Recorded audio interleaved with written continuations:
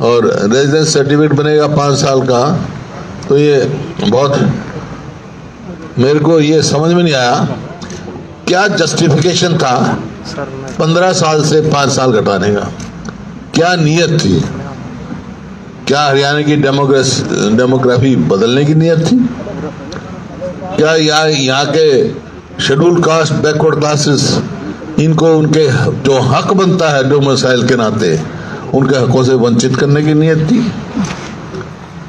या जिनकी भी रिजर्वेशन है उनके लिए कॉलेज में है, स्कूल में है, इनमें सब में इनकी होती है। आपके सामने ये सारी है। जबकि ये HSIDC में हमने पहले रखा था, ये EMP 2011 में ये था प्रेफरेंस दी जाएगी 75% को, लेकिन उसमें डोमिसाइल को कहा था हमने। डोमिसाइल उस समय 15 साल का था। तो मतलब ये सबसे बड़ा मुद्दा है जो हरियाणा के युवाओं में को धूल झोंकी जा रही है। हम वेलकम है, सब आते हैं बाहर से भी, सब पूरा देश है, लेकिन जो मौलिक अधिकार है रेजिडेंसी को जो मिलना चाहिए सारी स्टेटों में है। कोई भी हिंदुस्तान में ऐसी स्टेट नहीं है जहाँ शेड्यूल कास्ट बैकवर्ड क्लासेस का रेजिडेंशियल सर्टिफिकेट 15 साल से कम का हो। Not even a single state. क्योंकि वहाँ के जो मूल वो है, उनका अधिकार है, वो उनका अधिकार को वंचित ना किया जाए। बाकी सबको यहाँ एडजस्ट किया जाए, हमारे कोई दिक्कत नहीं है, किसी से नाराजगी नहीं हमारे को। We are welcome. भाई स्टेट है एक, देश एक है, लेकिन उनका जो मूल राइट है, बेसिक राइट है, उसके ऊपर ये बड़ा भारी हमला है। और इसे मैं उनको फिर कहता हूँ, आगे कहता हूँ कि ऐसा कदम ना उठाएं। दूसरा जो मुद्दा आया है आपके सामने वो है जिस प्रकार से इन्होंने ये अर्बन डेवलपमेंट में जो डेवलपमेंट चार्जेस का एक किस्म से ऐसा झटका दिया गरीब आदमी को कि 5% कलेक्टर रेट का डेवलपमेंट जो चार्जेस लगेगा या ट्रांसफर चार्जेस लगेगा। इसका मतलब क्या हुआ? इसका मतलब ये है कि आम आदमी की पहुंच से बाहर हो गया। ये गरीब आदमी को तो कोई मतलब ही नहीं, जो कि कुल 100 हमारे समय में था 120 रुपए शायद, दिमाग भूषण को निकाल लेते ना आप, और वो भी फरीदाबाद गुड़गांव में। बाकी में तो 50 रुपए था, और इन्होंने सबका कलेक्टरेट का 5% कर दिया। इसका मतलब जहां 12,000 निकाला था ना,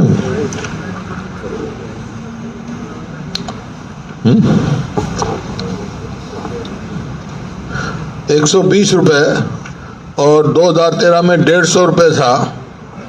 अब जो है 17 से 19 तक इन्होंने 500 रुपए का किया, और अब 5% कलेक्टर रेट का कर दिया। हमारे समय में municipal corporation of Faridabad and Gurgaon 150 रुपये था, और बाकी सब म्युनिसिपल कॉर्पोरेशन में 100 रुपया था, म्युनिसिपल काउंसिल में 50 रुपया था, और म्युनिसिपल कमेटी में 30 रुपया था। अब सब जगह इन्होंने कर दिया। ऐसे ही इन्होंने हुड्डा में जो मिडिल क्लास को प्लॉट ले लेते थे, बाय लॉट्स देते थे, क्योंकि उसका कभी मकसद पैसा कमाने का नहीं था। हुड्डा का नो प्रॉफिट मेकिंग वो ऑर्गेनाइजेशन है। बेसिस ये था कि भी अच्छी डेवलपमेंट हो और अफोर्डेबल हो सबको। उसमें भी अब लॉट्स नहीं निकालेंगे, ऑक्शन कर देंगे। इसका मतलब अमीर आदमी और जो बड़े बड़े प्रॉपर्टी डीलर हैं वही ग्रैब करेंगे उनको। मिडिल क्लास का आदमी तो प्लॉट ले ही नहीं सकेगा, घर बना ही नहीं सकता, उसकी तो सपने से बाहर हो गया। तो हर फैसला इन्होंने जो किया है वो जन विरोधी किया है। मैं चाहता हूं, और हमारे टाइम में रेगुलाइजेशन फीस थी नहीं, no regularization fees shall be levied on commercial building plots situated within the notified civic amenities and infrastructure deficient, ये है, ये हमारे समय में था। आज इन्होंने मतलब गरीब आदमी का, मध्य वर्गीय लोगों को तो शहर में भी और गांव में भी जीना दुर्लभ कर दिया है। तो मेरे आपसे ये रिक्वेस्ट है कि इन दो इश्यूज का, जो मैं इसी वास्ते और कोई इशू नहीं छेड़ता हूँ, बहुत मुद्दे हमारे पास जो एडजॉर्नमेंट मोशन वगैरह दी हमने, बहुत चीज़ें मैं आपको वैसे बता देता हूँ। ये हमने अनएम्प्लॉयमेंट पे दिया है, और ये जो बारिश, बेमौसमी बारिश से नुकसान हुआ है किसान का, उस पर दिया है, इलीगल माइनिंग पर दिया है, कॉलिंग अटेंशन आंगनबाड़ी पे दिया है, ओल्ड एज पेंशन जो कई बातों की कटी उन पे दिया है, ड्रग मेनांस पे दिया है, और जो एजुकेशन का स्तर जिस प्रकार से प्रदेश में गिरा उस पर दिया है, स्वास्थ्य पे दिया है, नंबरदारों को जो है उस पर दिया है, क्लर्क का दिया है, इस प्रकार पंचायती राज के जो इलेक्शन नहीं हो रहे उस पर दिया। तो है मुद्दे सारे हैं, लेकिन मेरा स्ट्रेस आज केवल इन दो मुद्दों पर रहेगा, क्योंकि नहीं तो फिर जो है पूरी तरह उठ नहीं पाते हैं। मैं चाहता हूँ ये जनता के बीच है, आवाज उठे, जो ये जन विरोधी फैसले हैं सरकार के, तुरंत मजबूर होइए। तो ये विधायक दल वाली फिर कैसे दोबारा करोगे प्रश्न? नहीं, वो तो डिसाइड हो गया। विधायक दल की मीटिंग अब हम 2 तारीख को 11 बजे। तो जानकारी कब दोगे सर? आज वाली है किसी की जानकारी? ये जो विधायक दल की आज करी है मीटिंग में, हाँ, डिस्कस करा, उसकी जानकारी मैं आऊँगा ना 28 को, ले लियो 28 को फिर आऊँगा, हमारी मीटिंग है 28 तारीख को, सारी डिटेल वो दे देंगे। आज मेरा सिर्फ ये इन 2 मुद्दों पर मेरा स्ट्रेस है। 28 की किस चीज की मीटिंग है? 28 की बजट से पहले बढ़ा दिया तो कोई संशोधन लाना पड़ा? वही मैं कह रहा हूँ, बजट से पहले ऐसा फैसला करना ये दर्शाता है कि सरकार का हर फैसला जन विरोधी होता है। ये बजट से पहले ऐसे फैसले नहीं लिए जाते जिस पर एकदम थोप दिया गया उनके ऊपर।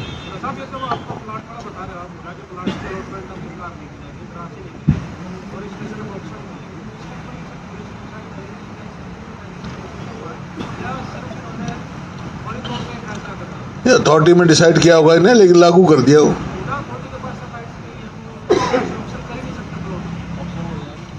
नहीं, तो अब तो ये इन्होंने पॉलिसी बना दी है कि भाई ऑक्शन से ही देंगे। अब ऑक्शन का क्या है, ऑक्शन भी स्टेज वाइज करें। जैसे मान लो एक सेक्टर है, उसमें 100 प्लॉट है, तो क्या करेंगे, 15 प्लॉटों की ऑक्शन निकालेंगे। तो 15 जो प्रॉपर्टी डीलर हैं, जो मतलब ऑक्शन में ले लेंगे, बाद में और महंगे बेचेंगे, वो ले लेंगे। 100 का भी इकट्ठा निकालते। तो ये गलत पॉलिसी है, ये जन विरोधी पॉलिसी है। इसका मतलब तो मध्यवर्गीय लोग या जो सर्विसेज में है उनको तो मकान बनाना सब एक सपना हो गया। ये जो आप कह रहे हैं हुड्डा साहब, ये खाली हुड्डा का नहीं हुआ है, हैं? ये HSIDC में भी हो गया हैं? ये ऑप्शन जो है ना, प्लाट की ऑप्शन, ये HSIDC प्लॉट में भी होगा और हुड्डा के भी होगा, दोनों में हो गई। देखो HSIDC के प्लॉट्स के मैं दूसरा है कि वो तो इंडस्ट्री के लिए है, टू अर्न प्रॉफिट है भाई। रोटी कपड़ा मकान, वो इसके लिए तो सरकार को वो सोचना चाहिए ना। ये तो बेसिक नेसेसिटी है, रोटी कपड़ा मकान। जब आम आदमी मकान ही नहीं बना सकता, HSIDC का पहले रेट तय होता है, फिर होता है, लेकिन उसमें ऑक्शन रखती है, वो एक अलग बात है। क्यों, दैट इज जो भी इंडस्ट्री लगाया that will to earn profit, but मकान तो प्रॉफिट के नहीं लेता गरीब आदमी, मिडिल क्लास। भाई अमीर आदमी तो बना ही लेंगे, ऑक्शन में भी ले लेंगे। रईस आदमी तो, जो आम सैलरीड क्लास है, मिडिल क्लास है, वो कहाँ से करेंगे? वो तो इसका मतलब अच्छी कॉलोनी में रह ही नहीं सकते, फिर इसका मतलब ये अनऑथराइज कॉलोनी कटती रहेंगी। सर, जो आप डोमोसाइल वाला बता रहे हो कि 5 साल कर दिया है, आपको लगता है कि सरकार इस फार्मूले के जरिए वोट बैंक की राजनीति करिए, वोट बैंक इसके पीछे की वजह है? मैं कह रहा हूँ डेमोग्राफी बदल रहे हैं कि अंडर द गार्ब ऑफ एक हरियाणा एक हरियाणवी, कैसे हो सकता है? हुड्डा साहब, I have a different question. Ram Rahim has been given a Z security, and Ram Rahim, he has been released on the furlough, and now he has been given a Z security. And after that, law officer had given an affidavit in the court saying that he does not fall under hardcore criminal category. How do you react that? Do you think that because of Punjab elections, Ram Rahim has been released, and after that they have given a Z security? देखिए, as far as furlough is concerned, that is right of every, जो एक particular जो कर रहता है वो furlough मिल जाती है उसको. अब सिक्योरिटी कौन सी है, कौन that is the for the government, उसकी नीयत क्या है, that they can tell. And sir, in the court which they have given affidavit saying that he does not fall under hardcore criminal. I can't say anything about the matter which is sub judice, which is in the court. I can't act on that. ये जो दो issue आपने जो बताए, इन पे विधानसभा में जो आपने बिंदु बताए, हम लोग तो दे रहे हैं ध्यानाकर्षण प्रस्ताव भी दे रहे हैं, काम रोको, इन दोनों पे तो दे ही नहीं रहे आप. जो आप प्रेस कॉन्फ्रेंस में दो इशू उठा रहे हैं, इन पे तो आपने बताया नहीं कि इनके ऊपर भी हम काम नहीं, इन पे भी दे रहे हैं. इनका मैं इशू उठाया वो तो मैं फॉर एग्जांपल दे रहा था. इनके तो मैं कह रहा हूँ दो मामले में हाईलाइट कर रहा हूँ मैं. काम रोको में दे रहे हैं यार आप इतने समझदार हो डॉक्टर साहब, मतलब उनका तो पासिंग रेफरेंस दे रहा हूँ मैं. वैसे तो बहुत मुद्दे हैं, लेकिन ये दो मुख्य मुद्दे में उठा बताई दो क्या जो जिन इश्यूज पे हम दे रहे हैं, जो आज की सीआरबी मीटिंग हुई है, वो बताई दो इशू तो आपके आई जाए. बता तो दिए मैंने, सारे बताए तो थे. इसी वास्ते तो आपने कहा कि सवाल पूछ लिया मेरे से, उनमें तो ये तो कहा ही नहीं आपने. जब इसका मतलब मैंने तो बता दिए ना सारे. बस फिर ये काम रोको में दे रहे हैं,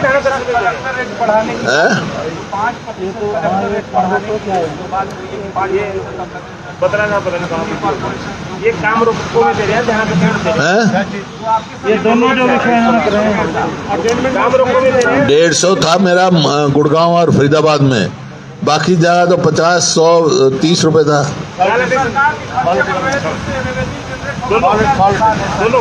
सरकार तो पहले भी थी, हमारे साइड में भी थी. खर्चा बढ़ रहा किस चीज में भाई? 7 साल हो गए इनको, और 2 से 2.5 साल इस सरकार को हो गए. कोई 1 इंच मेट्रो लाइन गई है, रेलवे लाइन गई है, कोई पावर प्लांट लगा है, कोई यूनिवर्सिटी बनी है? किस चीज में खर्चा है? सिर्फ कर्जा बढ़ाया ना. 3C, हाँ, कर्जा, करप्शन, क्राइम. ओम प्रकाश धनखड़ कहते हैं कि ये जो बढ़ाया शुल्क ये गलत है, और इसको मैं सिफारिश करूंगा कि इसको कम किया जाए. ओम प्रकाश धनखड़ का कल बयान आया कि ये जो 5% बढ़ाया है ना विकास शुल्क, ये ज़्यादा है और इसको सरकार को कम करना चाहिए. तो और मैं क्या कह रहा हूँ? ओम प्रकाश धनखड़ को मेरे से अलग बात कह रहे हैं, मैं भी ये कह रहा हूँ फौरन विड्रॉ करना चाहिए. सर, एक धर्म परिवर्तन लॉ आ रहा है, जो how do you see that? तो पिछली बार मैंने कहा था, मैं 66 से हरियाणा बनाया, अब तक तो कोई केस आया नहीं जो इनको जरूरत पड़ेगी. नहीं होना चाहिए. नहीं जरूरत पड़ नहीं, जरूरत हो तो करो, लेकिन हरियाणा में तो ऐसी कोई जरूरत पड़ी नहीं, अब तक कोई हुआ ही नहीं. मेरे नोटिस में तो कोई नहीं आया सब भर्ती जो कानून की जरूरत पड़ेगा. भर्ती परीक्षाएं लगातार रद्द हो रही है, पेपर हैं? परीक्षाएं रद्द हो रही है, इस पर भी कुछ है विधानसभा के लिए तैयार? विधानसभा में सब कुछ है, लेकिन मैं जो बात कही है ना, मैं तो इन दो के सिवाय कुछ ज्यादा अब रिएक्ट नहीं करूंगा. मैं आपसे रिक्वेस्ट यही है कि भाई 2 इशू उठाओ आप, ये बहुत इम्पोर्टेंट है. बाकी तो हमने पिछले भी विधानसभा में उठाए थे, अब भी उठाएंगे. भर्ती का नहीं उठाया हमने विधानसभा में, आज तक तो कोई जवाब आया नहीं. वो तो इनका SIT बन गई, किसी की रिपोर्ट नहीं आती है.